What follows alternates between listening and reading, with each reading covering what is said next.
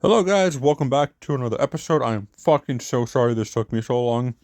I had everything set up on my desktop, then my microphone decided to crash out and not work anymore. And also just got sidetracked with a bunch of things. So I'm really sorry about that. And also one more thing. This was, I guess, kind of done before the new Until Dawn game came out. So there's nothing from the new Until Dawn game in this video. Even if I did, I really wouldn't add that much. The only thing I know that is different from that game is that they have a new secret ending in the game. At least that's what I know to my knowledge. And in my opinion, I don't really think it would add that much since it's mostly just a remastered version of Until Dawn. But yes, this is mainly focusing on these two games right here, the Quarry and Until Dawn, which I do highly recommend you play if you like these types of games. But again, I am so sorry this fucking took me forever to make. I am trying to work on getting a better schedule for this. I get busy with work, life issues, trailers, a bunch of things. I do have the next episode in the works really soon. And I do not know when it'll be out, but I'll try to get it out by like next month. But anyway, sit back and enjoy the show.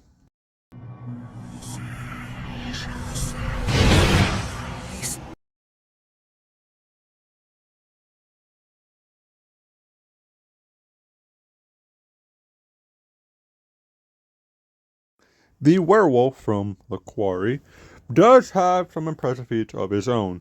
Again, nothing too impressive, just been able to easily dismantle and rip apart and kill, humans, which is impressive in its own right. It's not really too impressive. Coming from it takes him a little bit, and it looks like he's struggling a little bit. And again, he's also been able to, he does have some good speed, but that's probably like around superhuman at best. And again, been able to easily rip people in half, been able to break glass through equipment, take gunshots to the face, been able to, easily climb shit like this, which is impressive in its own right. And his greatest feat probably been able to break through multiple things of construction equipment glass, which is really fucking impressive, since that glass is really fucking durable. But anyway, let's see how well it stacks up against the Wendigo. We will see how well he does, and I'll get to that one right about now. A way to actually kill the Wendigo is, obviously fucking fire, like explosions, gasoline, that type of stuff. That is a way you could kill them and free their souls, I guess, would be the correct way to free them. But yes, fire is a way to actually hurt and kill a Wendigo. Wendigos do also have pretty damn good hearing. If you want to take this as, oh, they have good hearing, but you could also say this is a quick time event type thing. Well, Wendigos also do have, I think this is thermal vision right here. That's also an ability they have. They're also incredibly agile, have the ability to climb on walls and shit. So again, the Wendigos do have some pretty damn impressive feats. They've been able to easily overpower each other, easily beat the shit out of each other and break stairs with each other, break through bricks, be able to rip people's heads off.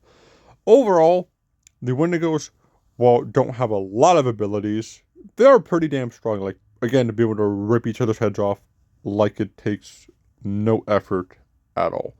They've been also able to cut through guy wires, which is what these are called. The same guy wires that could hold up radio towers, and it looked like it cut through pretty fucking easily. So the Wendigos are surely pretty fucking strong. But anyway, how do they stack up against the werewolf? Let's find out in the, I guess, ending of the video. I'll see you there.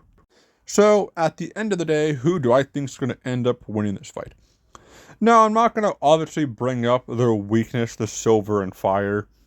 Because again, that is very circumstantial in this fight. Like, the chances of them finding silver would be practically none.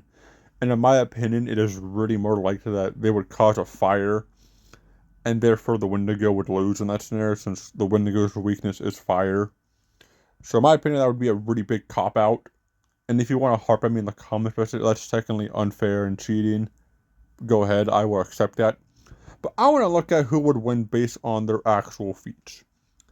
And in my opinion, it would be the Wendigo. The Wendigo has far more impressive signs of feats.